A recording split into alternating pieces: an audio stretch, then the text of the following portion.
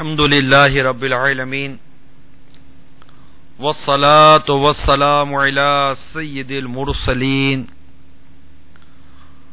أما بعد فأعوذ بالله من الشيطان الرجيم بسم الله الرحمن الرحيم الصلاة والسلام عليك يا رسول الله وعلى آلك وصحابك يا حبيب الله الصلاة والسلام عليك يا نبي الله وعلى آلك وصحابك يا نور الله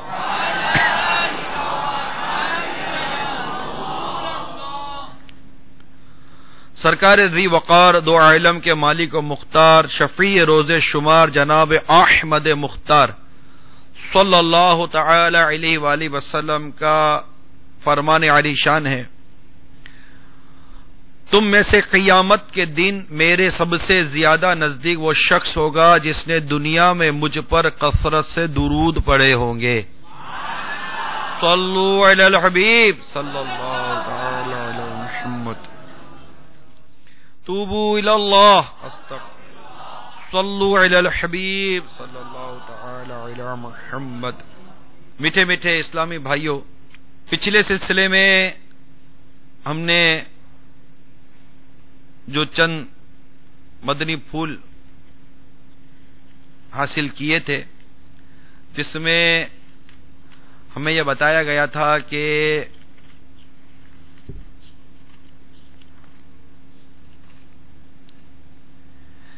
قیامت کس طرح آئے گی اور جب قیامت قائم ہوگی تو وہ کہاں قائم ہوگی، اس کی تاریخ کیا ہوگی، پھر جو قیامت کا معاملہ ہے حساب و کتاب کا وہ کس طرح ہوگا۔ اس طرح کے چند مدنی پھول پچھلے بیان میں پیش کرنے کی سعادت حاصل کی تھی۔ آج انشاءاللہ عز و جل قیامت کی نشانیاں کا بیان شروع ہوگا۔ اس سلسلے میں ہمارے آقا و مولا مدینے والے مصطفیٰ صلی اللہ تعالی علیہ وآلہ وسلم نے چند نشانیاں بیان فرمائی ہیں، اور یہ بات بآسانی سمجھ میں آ سکتی ہے کہ یہ نشانیاں جو میرے آقا صلی اللہ تعالی علیہ وسلم نے بیان فرمائی یہ غیب کی خبر ہے کہ کل کیا ہوگا۔ اللہ تعالیٰ نے ہمارے آقا مدینے والے مصطفیٰ صلی اللہ تعالی علیہ وآلہ وسلم کو اس قدر علم عطا فرمایا کہ ایک روایت کا خلاصہ ہے کہ ہمارے آقا صلی اللہ تعالی علیہ وسلم کہ قیامت دنیا کے قائم ہونے سے لے کر قیامت تک کا پورا بیان، یہاں تک کہ جنتی جنت میں چلے گئے، جہنمی جہنم میں چلے گئے، یہ پورا بیان ہمارے آقا صلی اللہ تعالی علیہ وآلہ وسلم نے اپنے صحابہ کرام علیہم رضوان سے فرمایا ہے اور کچھ نہ چھوڑا۔ راوی کہتے ہیں کہ جسے یاد رکھنا تھا، جس نے یاد رکھا، جس نے بھول جانا تھا وہ بھول گیا، لیکن ہمارے آقا صلی اللہ تعالی علیہ وسلم وہ سارا بیان فرما چکے۔ اس کے علاوہ کئی مواقع پر ہمارے آقا صلی اللہ تعالی علیہ وسلم نے قیامت کی نشانیاں عطا فرمائی، قیامت کے قائم ہونے سے متعلق ارشادات کتب احادیث میں ملتے ہیں، اور نشانیوں کا بھی کچھ اس طرح بیان ہے کہ کچھ نشانیاں علامت صغرا کہلاتی ہیں، کچھ نشانیاں علامت کبرا کہلاتی ہیں، یعنی چھوٹی نشانیاں، بڑی نشانیاں۔ چھوٹی نشانیاں یہ وہ نشانیاں جو قیامت کے آنے سے بہت پہلے ہی ظاہر ہونے لگیں گی، اور دوسری جو نشانی ہے علامت کبرا، ان کا ظہور بالکل ہی قرب قیامت پر ظاہر ہوگا، چنانچہ اب ہم چند نشانیوں کا بیان کا آغاز کرتے ہیں۔ اللہ تعالی ہم سب کو دل جمعی کے ساتھ ان مدنی پھولوں کو اپنے دل کے مدنی گلدستے میں سجانے کی توفیق عطا فرمائے۔ اس سے قبل کہ میں قیامت کی نشانیوں کا بیان شروع کروں، دعوت اسلامی کے مدنی مرکز نے ہمیں جو ہمارا مدنی مقصد عطا کیا ہے، آئیے اس مدنی مقصد کو دہرا دیتے ہیں۔ مجھے اپنی اور ساری دنیا کے لوگوں کی اصلاح کی کوشش کرنی ہے انشاءاللہ۔ اب ایک زبانوں کا دہرا دیں۔ ہمارا مدنی مقصد کیا ہے؟ مجھے اپنی اور ساری دنیا کے لوگوں کی اصلاح کی کوشش کرنی ہے انشاءاللہ۔ اپنی اصلاح کی کوشش کے لیے مدنی انعامات پر عمل اور ساری دنیا کے لوگوں کی اصلاح کی کوشش کے لیے مدنی قافلوں میں سفر اختیار کرنا ہے انشاءاللہ عز و جل۔ صلو علی الحبیب۔ حدیث پاک میں یہ بیان موجود ہے کہ حضرت سیدنا انس رضی اللہ تعالی عنہ سے روایت ہے، انہوں نے کہا کہ میں نے رسول اکرم نور مجسم شاہ بنی آدم صلی اللہ تعالی علیہ وآلہ وسلم کو یہ فرماتے سنا ہے، یقیناً قیامت کی نشانیوں میں سے یہ ہیں کہ علم اٹھا لیا جائے گا، جہالت کی کثرت ہو جائے گی، زناکاری بڑھ جائے گی، با کثرت شراب پی جائے گی،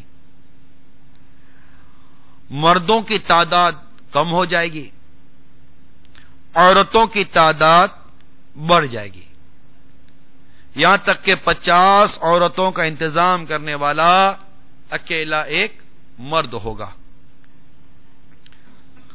متفق علیہ سے یہ روایت ہے، بخاری میں بھی ہے، مسلم میں بھی ہے۔ اس روایت کو مشکات نے بھی نقل کیا۔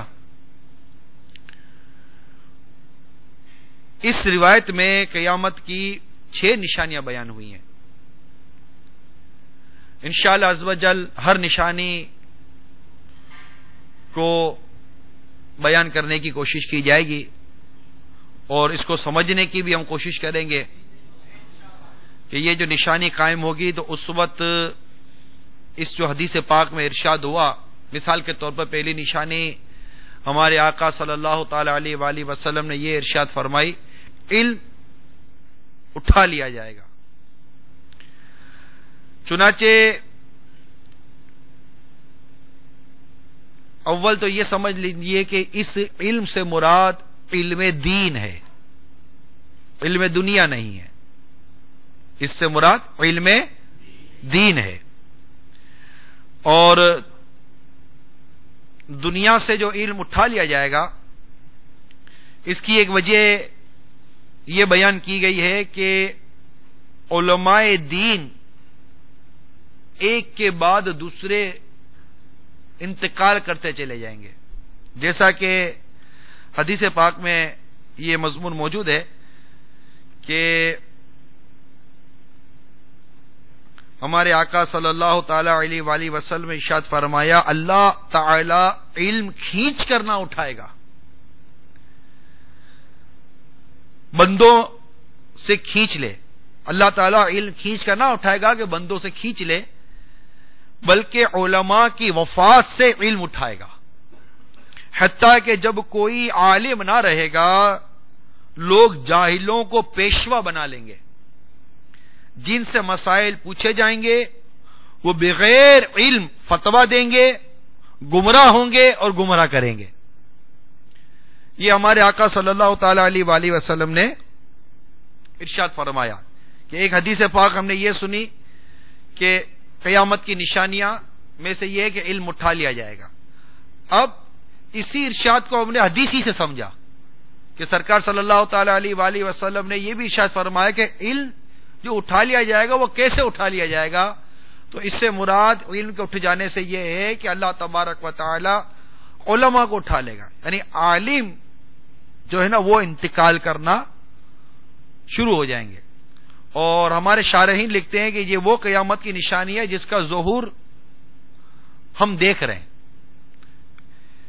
یعنی اس وقت ہم جس دور سے گزر رہے ہیں میرے اسلامی بھائیوں اور مدنی چینل پر دیکھنے والے اسلامی بہنوں، اس کے متعلق شارحین لکھتے ہیں کہ یہ دور وہ دور ہے کہ اسے دور فتن کہتے ہیں، یعنی فتنوں کے دور کو بھی 3 حصوں میں تقسیم کیا جاتا ہے۔ ایک وہ فتنوں کا آنا جس کے بارے میں ہمارے آقا صلی اللہ تعالی وسلم نے ارشاد فرمایا، وہ فتنے بعض ہوئے جو آ چکے ہیں۔ سرکار صلی اللہ تعالی وسلم کے وصال ظاہری کے بعد بھی کئی ایسے معاملات تھے جن کو قیامت کی نشانیوں میں بیان کیا گیا۔ فتنوں کا باب یہ پورے کا پورا مشکات شریف ایک باب ہے، اس میں بھی فتنوں کے باب میں اس طرح کی روایت بیان کی گئی ہیں۔ تو قیامت کی نشانیاں، فتنوں کے جو معاملات جو ہمارے آقا صلی اللہ تعالی وسلم نے ارشاد فرمائے، بعض وہ ہیں جو بہت پہلے گزر چکے، انشاءاللہ عز و جل اس کا بیان بھی اپنے وقت پر آئے گا، کیونکہ اس معاملے میں قیامت کی نشانیوں کے معاملے میں کئی روایت الحمدللہ اس وقت ہمارے پاس یہاں موجود ہیں، وقتاً فوقتاً ان کا بیان بھی سنیں گے مدنی چینل پر انشاءاللہ عز و جل۔ تو بعض وہ ہیں جو آ چکی، بعض وہ ہیں جو اس وقت ہم جس سے گزر رہے ہیں، بعض وہ ہیں جو آئیں گی۔ تو ان تمام چیزوں کا بیان انشاءاللہ تعالی یہ قیامت کی نشانیوں میں کیا جائے گا۔ تو یہ جو نشانی ہے کہ علماء اٹھ جائیں گے، آپ اس کو اس بات سے سمجھیے کہ حضرت زید بن ثابت رضی اللہ تعالی عنہ کا جب انتقال ہوا تو حضرت عبداللہ بن عباس رضی اللہ تعالی عنہما نے فرمایا، جس نے علم کا اٹھنا نہ دیکھا ہو آج دیکھ لے۔ یہ کون کہہ رہے ہیں؟ حضرت عبداللہ ابن عباس رضی اللہ تعالی عنہما کا یہ قول کتاب میں نقل کیا گیا۔ سعید رضی اللہ تعالی عنہ سے پوچھا گیا، قیامت کے آنے اور مخلوق کے برباد ہو جانے کا نشان کیا ہے؟ تو حضرت سعید رضی اللہ تعالی عنہ نے ارشاد فرمایا، علماء کا اٹھ جانا یہ مخلوق کے برباد ہو جانے کا بھی نشان ہے اور قیامت کے آنے کا بھی نشان ہے۔ تو ان دونوں ارشادات سے ہمیں یہ بات سمجھ میں آئی کہ علم کا اٹھ جانے سے مراد علماء کا اٹھ جانا ہے۔ اور اس معاملے میں ہمیں بڑی پیاری نصیحت فرمائی حضرت عبداللہ ابن مسعود رضی اللہ تعالی عنہ نے کہ آپ نے ارشاد فرمایا، علم کو اس کے قبض ہو جانے سے پہلے سیکھ لو۔ علم کو اس کے قبض ہو جانے سے پہلے سیکھ لو۔ علم کا قبض ہونا اہل علم کا اٹھ جانا ہے۔ اب جب علم سکھانے والے ہی چلے گئے پھر ہم علم کس سے سیکھیں گے؟ تو یہ ہمیں حضرت عبداللہ بن مسعود رضی اللہ تعالی عنہما نے بڑی پیاری بات ارشاد فرمائی کہ اس سے قبل کہ علم قبض کیا جائے ہم علم سیکھ لیں۔ اور علم کا قبض کرنا یہ ہے کہ علماء اٹھا لیے جائیں گے۔ اب علماء اٹھ گئے، جیسا کہ اس کی دوسری نشانی جو بیان ہوئی نا یہ سے متصل ہے۔ قیامت کی نشانیوں کی جو دوسری نشانی بیان ہوئی اس روایت میں وہ یہ ہے کہ جہالت کی کثرت ہوگی۔ ان دونوں کو ملا کر اگر بیان کیا جائے، علم کا اٹھ جانا اور جہالت کی کثرت کا ہونا، تو بات بڑی واضح یوں ہو جاتی ہے کہ ایک طرف علماء انتقال کرتے چلے جائیں گے، دوسری طرف جو عوام ہیں ان کا علم دین سیکھنے کا رجحان کم ہوتا چلا جائے گا۔ یہ دونوں چیزیں آج ہمارے سامنے۔ آپ دیکھیے کہ جس وقت علم سیکھنے کا دورہ تھا، عوام کے علم دین سیکھنے کا یہ عالم تھا کہ ابو حفص زیاد کا بیان ہے کہ جب مشہور امام حدیث ابو بکر جعفر بن محمد ترکستان سے بغداد جب تشریف لائے تو شہر کی عوام و خواص نے بڑی جوش و مسرت کے ساتھ اول دن کا استقبال کیا اور زبردست جلوس کی صورت میں شارع المینار کے میدان میں درس حدیث دینے کے لیے یہ تشریف لائے. ان کی درس گاہ جہاں یہ درس حدیث دیتے تھے، ان کی درس گاہ میں روزانہ 30,000 افراد جمع ہوتے تھے. ہفتے میں ایک بار نہیں، مہینے میں ایک بار نہیں، سال میں ایک بار نہیں، روزانہ 30,000 افراد جمع ہوتے تھے. اب چونکہ اس زمانے میں لاؤڈ اسپیکر تو تھا نہیں، تو شیخ الحدیث صاحب کی آواز تمام شرکائے اجتماع تک پہنچانے کے لیے یہ انتظام ہوتا تھا کہ 300 علماء اس اجتماع کے بیچ میں مختلف مقامات پر کھڑے ہوتے تھے، جو شیخ الحدیث صاحب کی آواز کو دیگر لوگوں تک پہنچایا کرتے تھے. جیسے جہاں اسپیکر نہیں ہوتا وہاں جب بڑی جماعت ہو تو نماز کیسے ہم پڑھتے ہیں؟ مکبرین کا ایک نظام ہوتا ہے کہ مکبر امام کی آواز سن کر اللہ اکبر سمیع اللہ لمن حمیدہ کہہ کر ایک ترکیب بنتی ہے نا، اس طرح جماعت ہوتی ہے. تو یہ انداز تھا ان کا. اسی طرح ایک بڑے مشہور محدث ہیں ابو مسلم رحمت اللہ تعالی علیہ، ان کی درسگاہ میں بغداد کے ایک وسیع میدان میں اجتماع کی کثرت کا یہ عالم ہوتا کہ ایک مرتبہ خلیفہ بغداد نے ان جمع ہونے والے لوگوں کی تعداد کا اندازہ لگانے کے لیے اس میدان کی پیمائش کروائی اور طالب علموں کی دواتیں گنی گئیں. پہلے آپ کو اندازہ ہوگا کہ پہلے وہ انک پوٹ جیسے ہم کہیں دوات کے اندر وہ قلم ڈبو کر لکھی جاتی تھی. تو جب یہ دواتیں گنی گئیں تو 40,000 سے زیادہ دواتیں پائی گئیں، اور جو حاضرین لکھتے نہیں تھے بلکہ حدیث سن رہے تھے وہ اس گنتی سے الگ ہیں. اب فی زمانہ ایسا ماحول نہیں ہے. جہاں علم دین سیکھا جاتا ہے، علم دین سکھایا جاتا ہے، وہاں پر بدقسمتی سے اب وہ رونقیں نہ رہیں.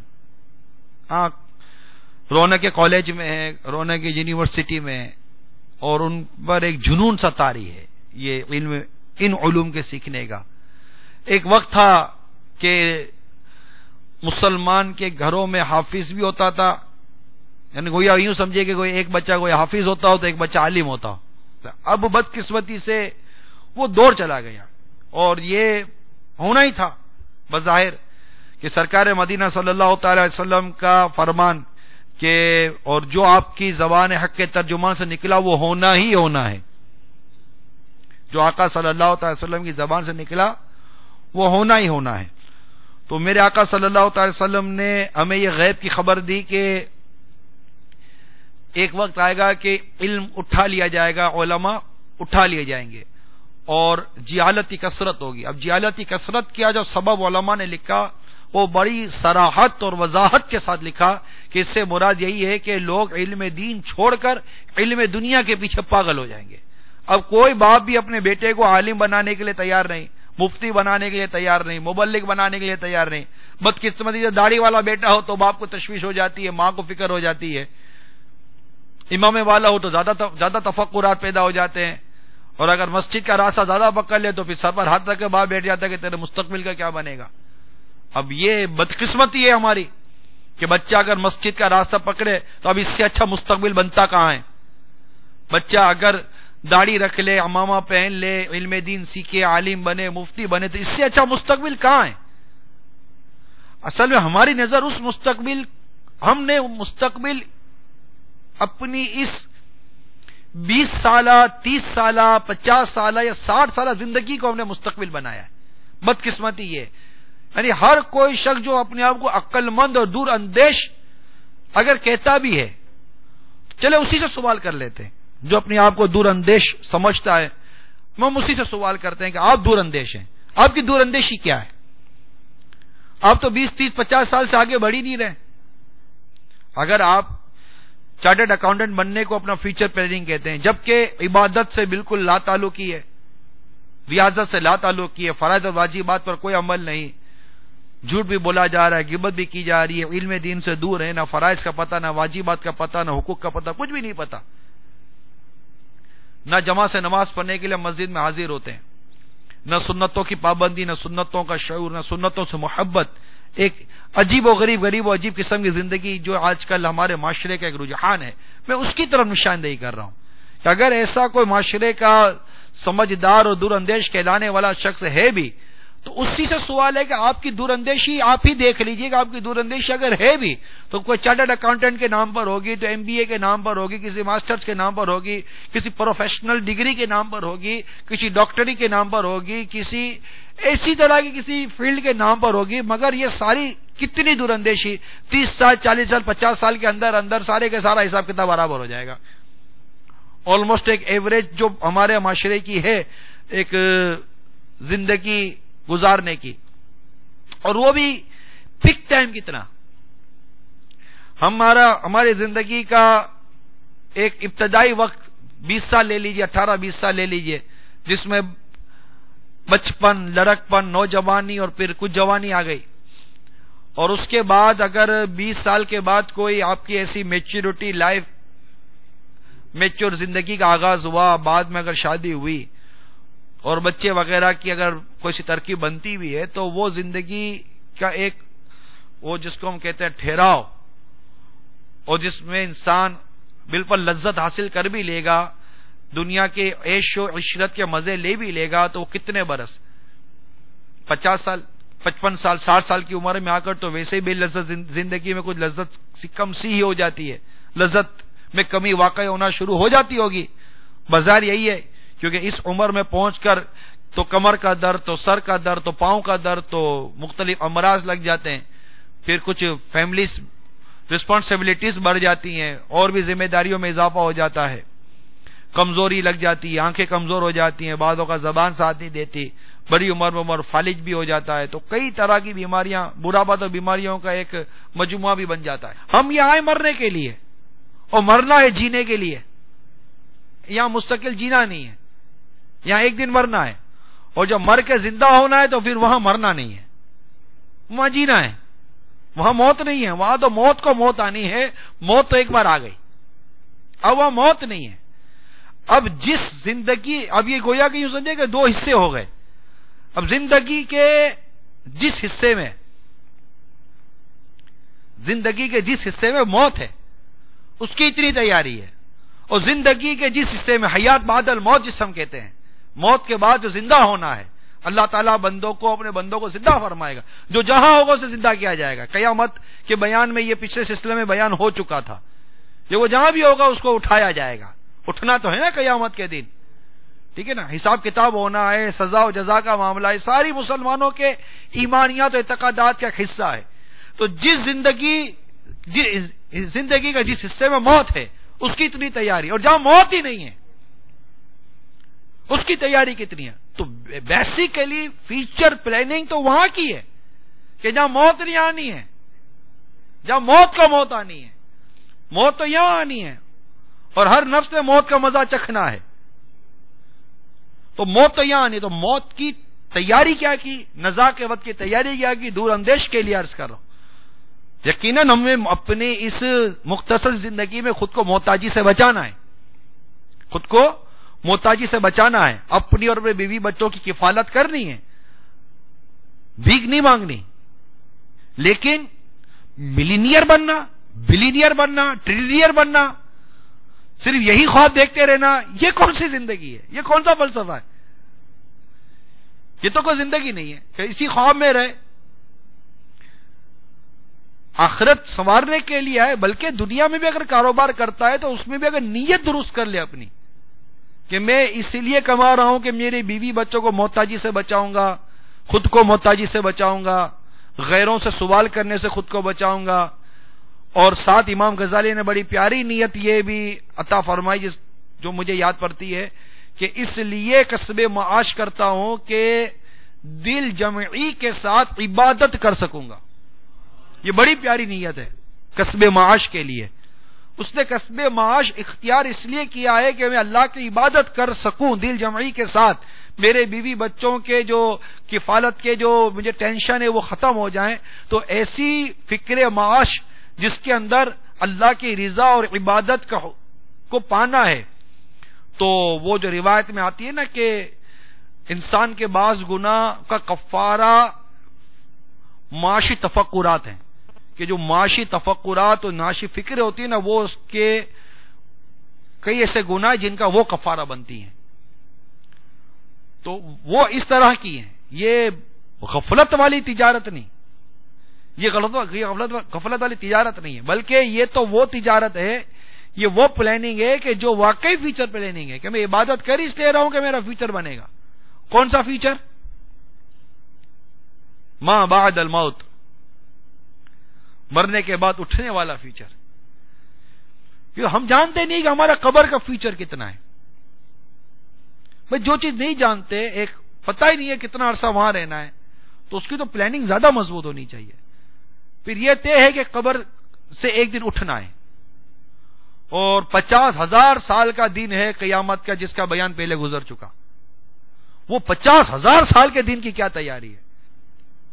جب آخرت کی سوچ ہوگی، آخرت کا ذہن ہوگا، اور یقیناً آخرت کی سوچ، آخرت کا ذہن ہمیں دعوت اسلامی دے رہی ہے. مدنی چینل کے ذریعے ہمیں یہ ذہن دیا جا رہا ہے، دعوت اسلامی کے اجتماعات کے ذریعے ذہن دیا جا رہا ہے، مدنی چینل پر جاری مختلف جو سلسلے ہیں اس میں یہ ذہن دیا جا رہا ہے.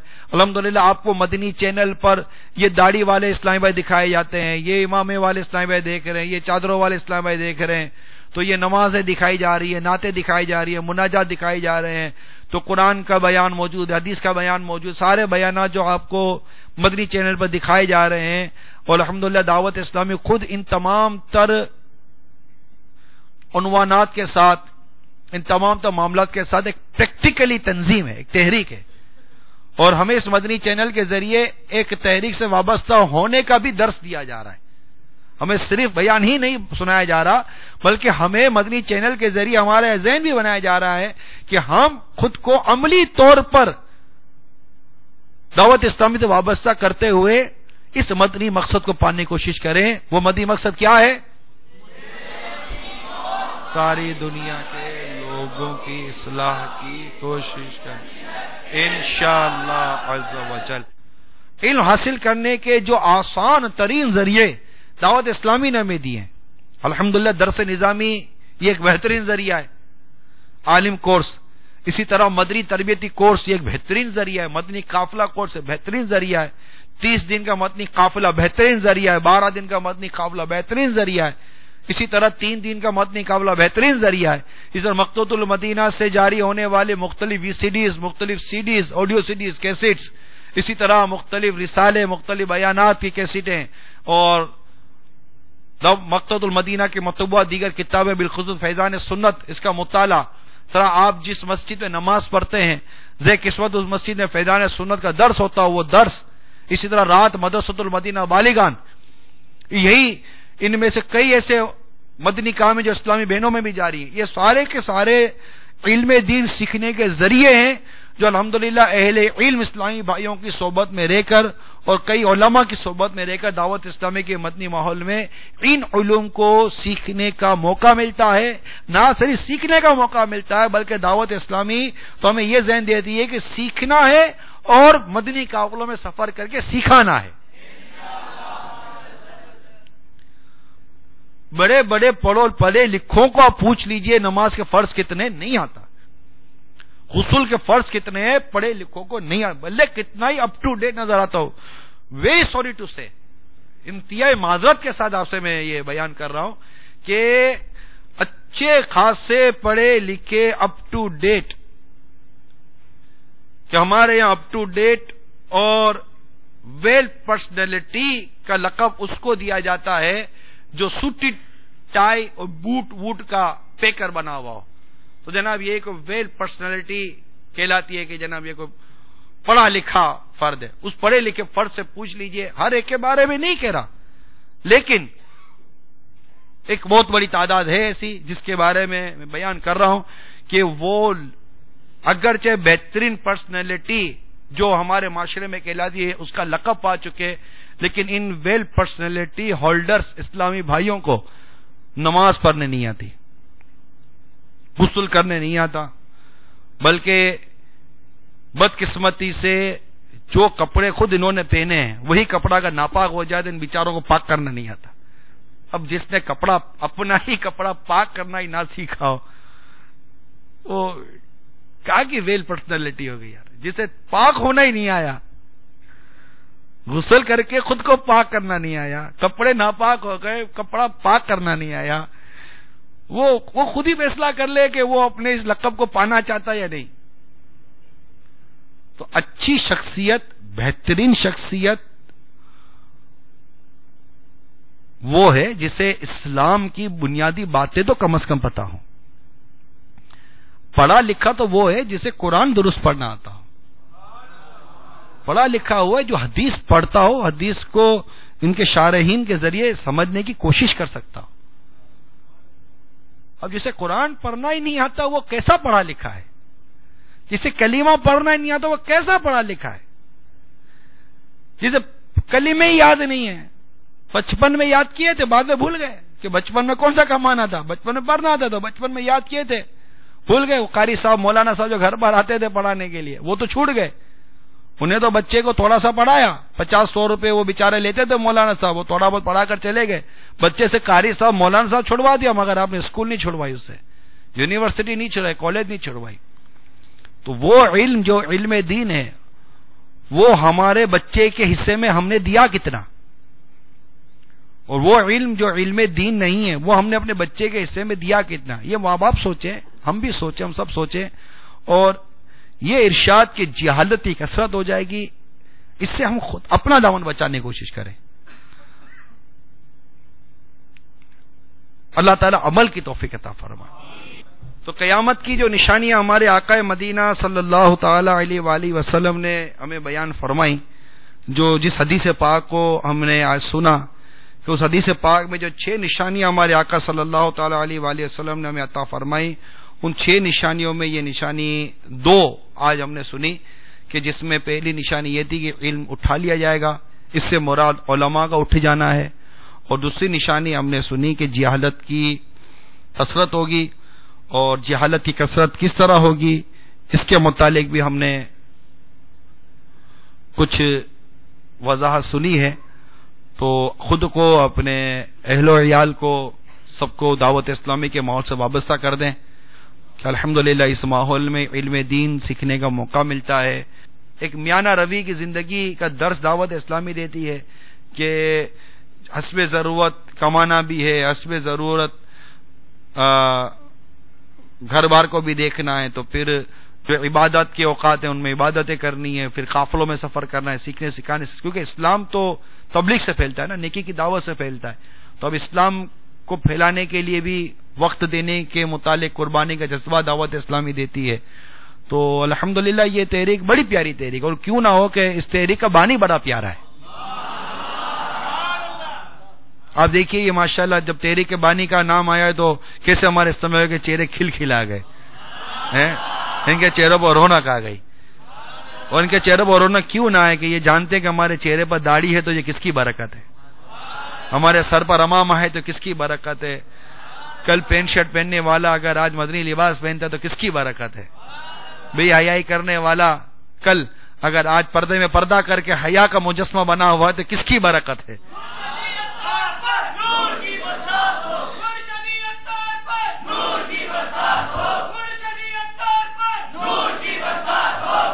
تو الحمدللہ ہمیں امیر اہل سنت جیسی عظیم نعمت ملی ہے، تو جب دعوت اسلامی کے ماحول میں آتے ہیں تو اس عظیم نعمت کا مزید قرب نصیب ہوتا ہے، اس کا مزید فیض نصیب ہوتا ہے، اس کی برکتیں نصیب ہوتی ہیں، ان کے ارشادات کو قریب سے سننے اور سمجھنے کا موقع بھی نصیب ہوتا ہے۔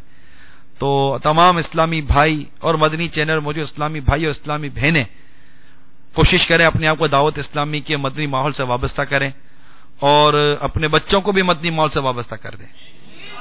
مدرسۃ المدینہ مدنی منوں کا بھی ہے، مدنی منیوں کا بھی ہے، جامعۃ المدینہ ہے اسلامی بھائیوں کا، اسی طرح بالغان کے لیے مدارس المدینہ قائم ہے، تو کئی شعبہ جات ہیں دعوت اسلامی کے، اس میں الحمدللہ اولیاء کرام کی محبت ملتی ہے، غوث پاک کی محبت ملتی ہے، امام اعظم کی محبت ملتی ہے، تمام ائمہ کرام کی اس میں محبت ملتی ہے، پھر ہر صحابی کی محبت نصیب ہوتی ہے، پھر مدینے والے مصطفیٰ کی کامل محبت کا پیکر بنانے کی اس میں کوشش کی جاتی ہے۔ عملی نمونہ سرکار صلی اللہ علیہ وسلم کی سنت پر عمل کرنے کا عملی نمونہ دعوت اسلامی ہمیں فراہم کرتی ہے۔ پھر پیرس اور لندن میں مرنے والوں کو مدینے کی یاد میں رونے کی سعادت بھی اس ماحول میں نصیب ہوتی ہے۔ تو میں امید کروں کہ آپ سب کے سب دعوت اسلامی کے مدنی ماحول سے وابستہ ہو جائیں گے انشاءاللہ اور مدنی قافلوں میں سفر کی بھی نیت کر لیں۔